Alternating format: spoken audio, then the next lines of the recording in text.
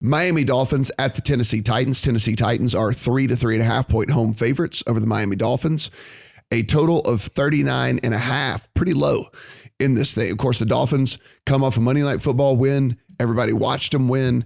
Everybody saw them go out in what at least cosmetically looked like a domination of the New Orleans Saints. I would beg to differ. I think it was a little bit more, if you look at if you kind of really watch that game and dig in a little bit more, I think there's stuff that maybe you don't really like here about the Miami Dolphins, but that did not stop Steven Andrus from betting the Miami Dolphins here in this game. So, Steven, let's talk about what you like in the Miami Dolphins. Definitely. The one thing I don't like is the spot. It sucks. They're coming off Monday Night Football, and the Titans had a mini bye on Thursday night, so I'll admit that. But overall, I think these two teams are almost like carbon copies of each other, where they have limited offenses with an alpha number one wide receiver that's doing a lot of the heavy lifting, and two pretty solid defenses. So, in terms of DVOA, we're looking at the number 22 and 23 offenses against the number 7 Miami defense and the number 12 Tennessee defense. And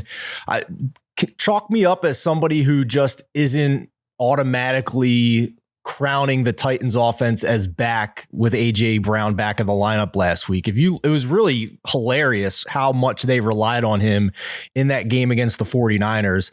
Ryan Tannehill threw for 209 yards. A.J. Brown had 145 of them. Like that's like Devontae Adams stuff. Basically, he torched a couple of 49ers cornerbacks who were outside the top 100 graded PFF corners. They're guys that are basically off the street. Josh Norman's terrible. This week, though, he's facing one of the strongest secondaries in the league that can be physical with him. I just think that despite that A.J. Brown performance, they still were a below average offense, less than 5 yards per play against the Niners. The league average for yards per play is 5.6.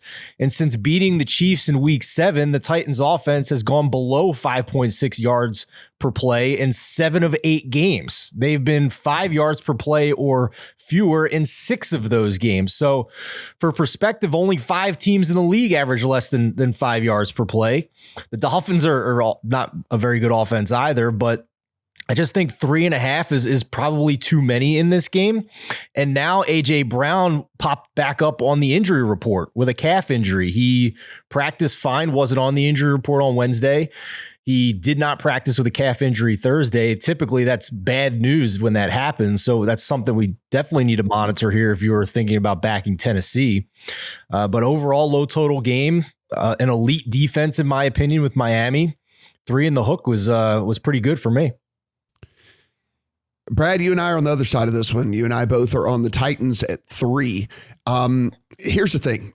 I think it's a maintenance day for A.J. Brown. He's been getting tons of maintenance days, and honestly, could be. We'll see. If he walked out there and he had a hangnail, they were not going to have him practice because they understand they've seen this offense without him out on the field. So they're going to make sure that he's able to suit up and play in this game. One of the things we always talk about with Miami, and we talk about these corners for them and them being able to cover and all this stuff. And that's all true. But if you look, their unadjusted EPA looks really, really good because whenever you look deeper into this, their opponents, Jets, Panthers, Giants, Jets, Saints, that's all over the past 6-7 weeks in the season, right? If you look at their schedule adjusted EPA, they're actually pretty bad whenever you look at this. It's the Dolphins are actually have the second highest schedule adjusted EPA per drop back on this season. And so I don't think that the pass defense is bad by any stretch. It's just not near as good as the numbers just offhand actually give to you here. And, one of the deals I think about A.J. Brown, and I'm curious to see if you kind of got to the same handicap for me, is I think he's probably a legitimate, top 10, 12 wide receiver in the league. And if that's the case, look, yeah, you can know that the ball's got to go to him early and often, but he's going to get open. They're going to manufacture touches for him. They're going to figure out how to get him the ball over and over again because they know the ball is going to Devontae Adams every single time. We know that the ball is going to Tyreek Hill every single time. We know the ball, it doesn't, these guys are just able to get open. These guys are just able to get manufactured touches. And so I'm not incredibly worried about A.J. Brown getting the ball. And then on the defensive side of the ball, Miami has the worst offensive line maybe I've ever seen. And I think at the end of the day, that is probably what ends up making the difference to me. Yeah, that was the thing for me. I don't think Miami can block them. 32nd in pass block win rate, bottom of the league in PFF offensive line grade. And, I've been going on about this Tennessee defensive line all season. They're 10th in sacks, but they're arguably better than that, in my view. And I just don't think there's a way that Miami's going to block them, especially when you start factoring in the weather here. This is going to be sub-zero. There's going to be snow flurries. Like this is not where a team from Miami wants to be playing, especially kind of this gimmicky RPO offense. They can't run the ball really. They've not run the ball all year long. And they're definitely not doing it against this defensive line. I bet Miami under 17.5 today at William Hill and Caesars. That might be my favorite way to play it as it stands, because I don't want to lay 3.5. If we do think it's going to be a snowy, low scoring game. And there are still questions about Tennessee. I think they're probably middle of the pack offense with AJ Brown in there. And they're much healthier on the offensive line this week. They were missing left tackle and left guard against a good Niners D line last week. So, I think they will be able to run the ball well here as well. So, if it went back to 3, then Tennessee -3, or if it stays at 3.5, then Miami team total under for me. As you mentioned, Taylor Lewan back out there for Tennessee as well this week.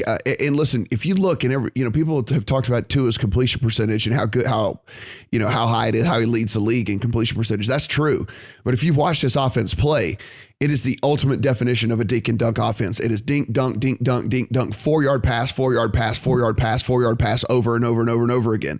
Now that works to an extent, but when you're doing that, you basically have to be flawless, because if you're only getting 4 yards at a time, moving the ball down the field becomes a really hard task every single time you get the ball, which is why even last week, as good as Tua was from a completion percentage standpoint, and as much as it felt like maybe that they dominated that Saints team, they didn't put very many points on the board. Remember that one of those touchdowns that they had was a pick 6. It wasn't even an offensive touchdown against the Saints last week.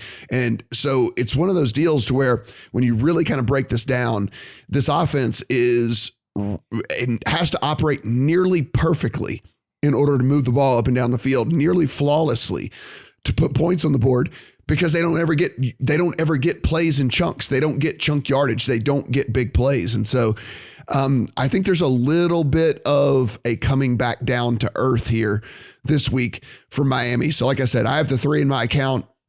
I think threes will show back up if they're not showing back up for you as it is right now. So I definitely recommend it at 3, maybe not at 3.5. Steven, do you have any other thing to say before we go and tell everyone and tell everybody why you're right, we're wrong, and that they should be taking the 3.5 with the Miami Dolphins? I just think if you're going to downgrade Miami for the schedule that they've played, which is a legitimate criticism, they played a bunch of cupcakes other than the 1 week they shut down Lamar Jackson and the Ravens during the 7-game winning streak. If you're going to downgrade them for the schedule, then I think we should probably downgrade Tennessee for their schedule too. I mean, and they lost to Houston. They consistently were not able to move the ball. So it sounds to me that you're putting a lot of eggs in the basket of AJ Brown being back and healthy after dominating a horrifically bad 49ers secondary to lay the 3.5 here. So, and I hear you on the offensive line concerns with Miami. I get that too. I just think that these two teams are not 3.5 points apart. Well, I look forward to us reconvening next week here and seeing which one of us was on the right side. As you said last week, when I'm against you guys, it has not gone well this year. So, hey, maybe I'll get one this time. We'll check it out. But it's going to be an interesting game and a game, obviously, with just an incredible amount of incredible amount of juice towards what's going to happen in the playoff race. Because playoff implications for sure. The Titans are still there. It doesn't feel like it, but the Titans are the 2 seed right now. They are very, very, very live for the number 1 overall seed. If they were to win out and the Chiefs were to lose one of the last 2 games, they would be the number 1 seed in the AFC. Just crazy. This has a ton of implications for the playoffs for sure. So we'll be watching this one closely.